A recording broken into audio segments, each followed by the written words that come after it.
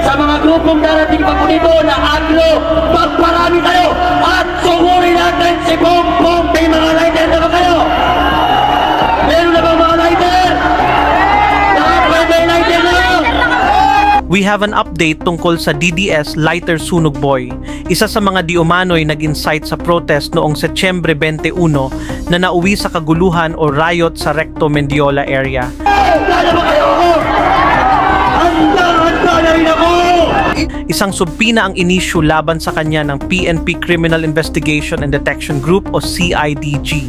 Dito rin natin nalaman ang buong pangalan ng nasabing DDS provocateur na si Park Alamada Pangaliwan. Sa isang viral video, makikitang nagtatanong si Pangaliwan kung may lighter na ba ang mga kasama niyang DDS sa protest sa Liwasang Bonifacio, sabay sigaw ng panawagang lulusubin daw nila si PBBM. Sugurin natin!